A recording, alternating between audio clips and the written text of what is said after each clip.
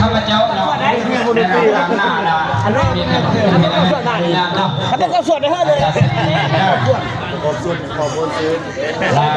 วันนี้ถือว่าเป็นเมื่อที่เมื่องามยังดีเลยเนาะเรือแม่นาปฏิบัติตามแผนของขั้นถึงว่าด้วยการสร้างสรรค์บรรยากาศระหว่างโรงเรียนกับโรงเรียนฉะนั้นทางมสดคำเพิ่นก็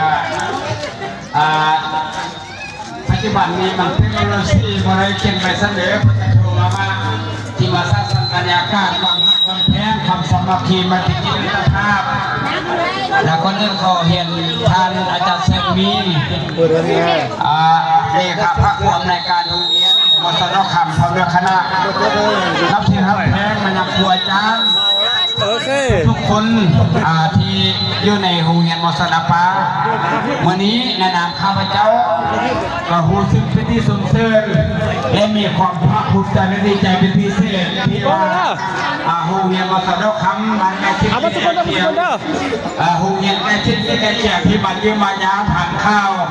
ยิ้มแล้ว1 2 มีจุดประสงค์นั้นเพิ่นบริมีจุดประสงค์มีแต่เพราะว่าบริบทเรื่องวิชาการมาสร้างสรรค์บรรยากาศของฮักกำแพงลื่นกีฬาไปว่าทุกท่านเนาะเฮ็ดก็ดีใจ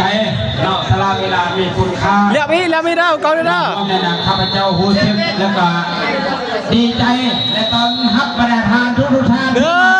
2 3มากันเด้อแล้วโรงเรียนมสดปากับมสดขับนี้ช่วงอะไรเนี่ยอดีตผ่านมานี้ที่ว่าเป็นโรงเรียนนึงที่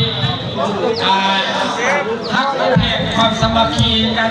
น้องสาวนี่แหละยิ้มเด้อโรงเรียนนึงมสดขับที่ข้อตามนี้กันมาจะมีครูอาจารย์ที่อยู่ในมสดปานี้ยิ้มเด้อไปสอนด้วยครับบรรดาครูอาจารย์ที่ด้วยคำก็ไม่มาสอนลูกเรียนมาเรียนลูกเรียนมาสอนบาลนี่นะ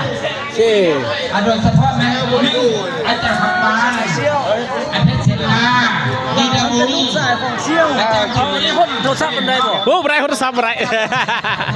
ได้เรื่องขอบใจเด้ออันนี้มันเดี๋ยวซื้อบัตรแล้วก็ไอ้เลยนักจากใครคือเดือดมือนี่นับตาเนื้อยิ้มเลยเด้อซื้อทำไมเอาไว้ลงมาคนเอาเย้เรียกเดินทางผู้เป็นคนเด้อเราเป็นคนเด้อ1 2 3ไอ้ฟองมึงกล้องได้1 2เอาได้สร้างสรรค์ไปแล้ว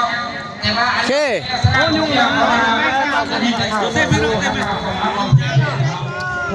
โอเครู้จริงแล้วจังสุก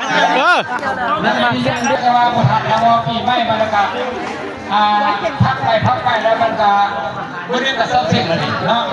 ภาษาพอทุกท่านอนุการโรงเรียนทุกคนที่มีสุขภาพแข็งแรงปฏิบัติหน้าที่และ